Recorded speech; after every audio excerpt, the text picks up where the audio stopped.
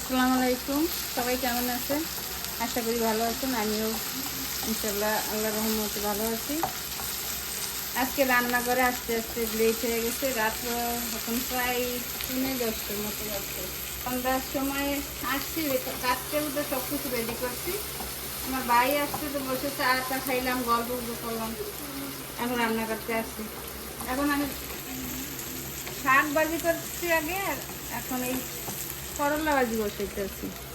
তো এখন করলা ভাজি করতে আসি। করলাটা শুধু শুধু ভাজি করো, চিংড়ি মাছ আলু দিয়ে না। তিতা তিতা খাওয়া ভালো স্বাস্থ্যের জন্য, ডায়াবেটিসের জন্য আরো ভালো। তারপরে আমি লাউ কেটে রাখছি, এখানে চিংড়ি মাছ ভিজাইছি, চিংড়ি মাছ কাটবো লাউতে চিংড়ি মাছ দিয়ে। আর শোল মাছ আলু দিয়ে টমেটো দিয়ে ঝোল ঝোল করছি। আপনারা দেখুন, দেখতে দেখুন। করলাটা দিয়ে দিছি এর মধ্যে, এই যে করলাটা পেঁয়াজ ভাজা হয়েছে, তার করলা দিয়ে দিছি, ঢাকা দিব।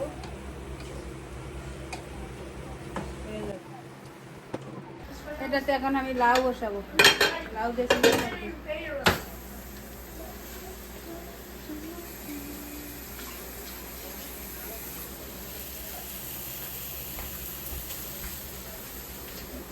এখন আমি চুলায় লাউ বসাবো, চিংড়ি মাছ দিয়ে লাউ দিয়ে।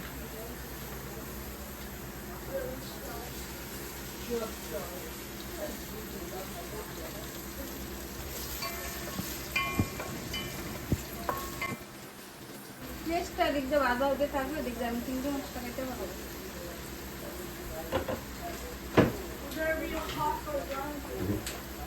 ভাজাটা কত সুন্দর কালার আসছে, দেখতে আছে। আর একটুখানি শুকনা শুকনা করবো, তাহলে ডাল।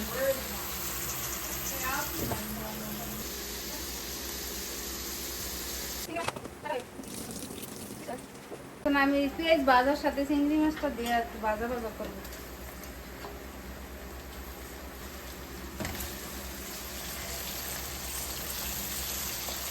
করলা হয়তো কতক্ষণ লাগে? কত হয়ে গেছে, এই যে ভাজা ভাজা হয়ে গেছে। 10 minutes?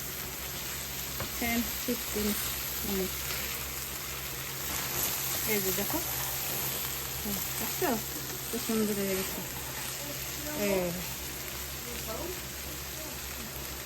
বেশি নাড়াচাড়া করতে হয় না, তাহলে তিতা বাইরে যায়। এই যে সুন্দর তেল একটু ভাজা হয়ে গেছে। এখন আমি চুলাটা অফ করে দিলাম। এটা হয়ে গেছে, করলা ভাজা হয়ে গেছে। লবণ দিয়ে দিলাম চিংড়ি মাছের ভিতরে, হলুদের গুঁড়া, মরিচের গুঁড়া সব কিছু এখন দিয়ে দেবো এর ভিতরে। লাউতে হলুদ কম দিতে হয়।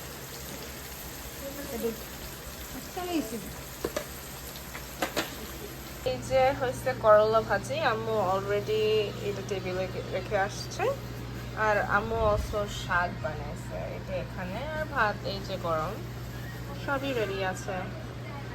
এরা মরিচের গুঁড়া, কাঁচামরিচ দিব না, শুকনো মরিচ হাফ চামচ শুকনো মরিচের গুঁড়া, কাঁচামরিচ দিব তো ওই জন্য। Ooh, the color is looking good. একটু জিরার গুঁড়া দিয়ে দিব এর ভিতরে, ছোট্ট চামচের এক চামচ। এই ব্যাস, পানি দিয়ে দিই।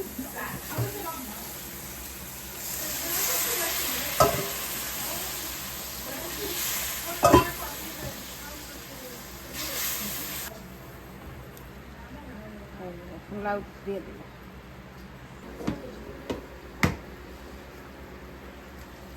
লাউটা যখন হয়ে যাবে, নামানোর আগে ধনিয়া পাতা দিব আর কাঁচামরিচ দিয়ে দিব। বেশি আগে কাঁচামরিচ দিলে বেশি ঝাল হয়ে যায়। আবার পরে যদি দাও, নামানোর আগে একটু কাঁচামরিচ দাও, তাহলে সেটা কাঁচামরিচের একটা সুন্দর ঘ্রাণ আসে।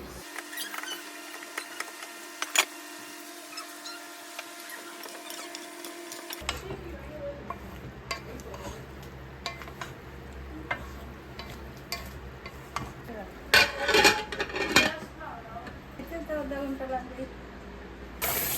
শোল মাছ, শোল মাছটা ধুয়ে রেডি করে তারপরে আবার দেখাবো। মাছটা ধুইয়া হলুদ মরিচের গুঁড়া দিয়ে মাখায়া, লবণ হলুদ মরিচের গুঁড়া দিয়ে মাখায় আমি বাগড়া দিয়ে দিই, চুলাটা বসাচ্ছি, ভাজতে একটা বাজা হয়ে গেলে দিয়ে মশলা। আর এদিকে আমার লাউ হয়ে গেছে, ধনে পাতা দিয়ে নামাই নেব। কালারটা অনেক সুন্দর আসছে না? সো আগে এটা ভাজবা, তারপরে এটা ভাজার পর এগুলো দিয়ে দিবা। এটা ভাজা হইলে তারপরে আমি আবার মশলা দিয়ে আলু দিয়ে কষায় একটু ঝোল ঝোল করে দেব।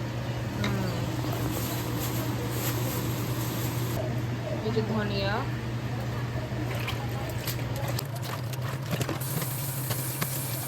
লাউ সিদ্ধ হয়ে গেছে, সিদ্ধ হয়ে গেছে লাউ। এখন আমি ধনিয়া পাতাটা দিয়ে দিলাম, হয়ে গেছে। আমি তো লক করে দেবো। শোল মাছটা হয় না, শোল মাছটা ভাজা হইলে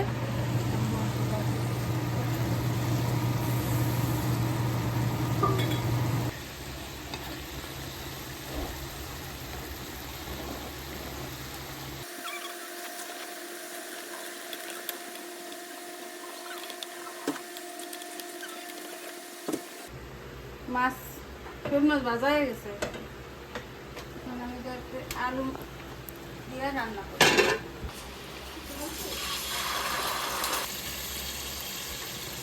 পেঁয়াজের পেস্ট,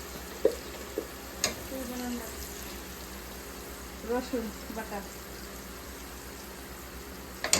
আদা,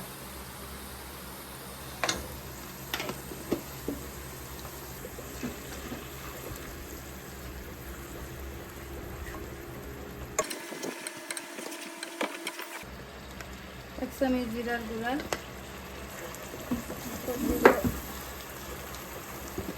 এক চামচ ধনিয়া,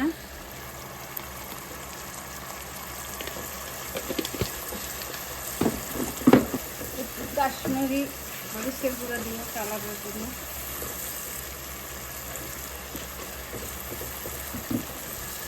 একটু মরিচের গুঁড়া দিয়ে,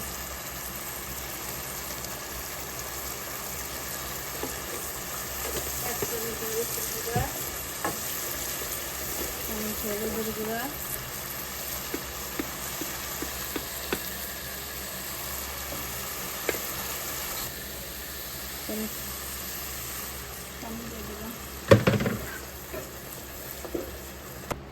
মাছের আলু এভাবে পাতলা করে কাটতে হয়।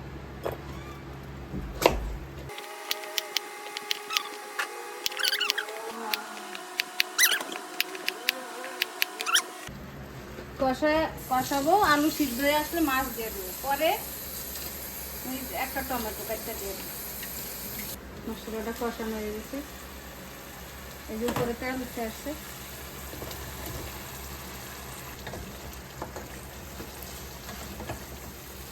কত সুন্দর দেখতেছে, ঘেরানটাও ভালো। সুন্দর, হয়তো দারুণ হবে। সেই হবে, সেই সেই হবে। এটা কি কাটছি নাকি? হবে কাটতেছে। আচ্ছা, এখন এটাতে মাছ দিবা। মাছ একটু পরে দিয়ে, আলুটা একটু কষানো হোক। আচ্ছা, এই যে মাছগুলা, একটা টমেটো দিয়ে দেবো, পরে দেবো মাছ দিয়া, পরে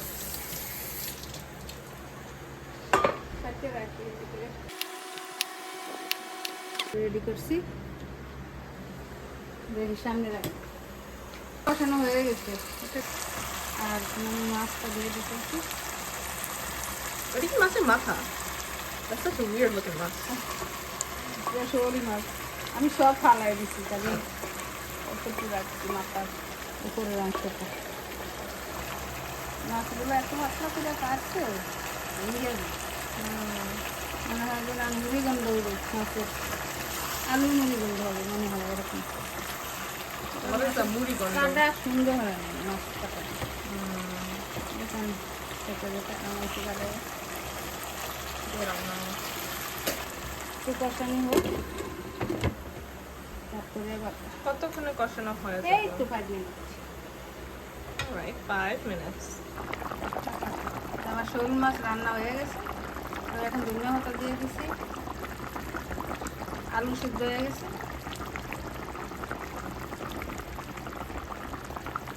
এখন আমি নামাই দেবো। আপনাদের দেখতে যদি ভালো লাগে শেয়ার করবেন, কমেন্টস করবেন, লাইক করবেন, সাবস্ক্রাইব করবেন। আল্লাহ হাফেজ। আসসালামু আলাইকুম।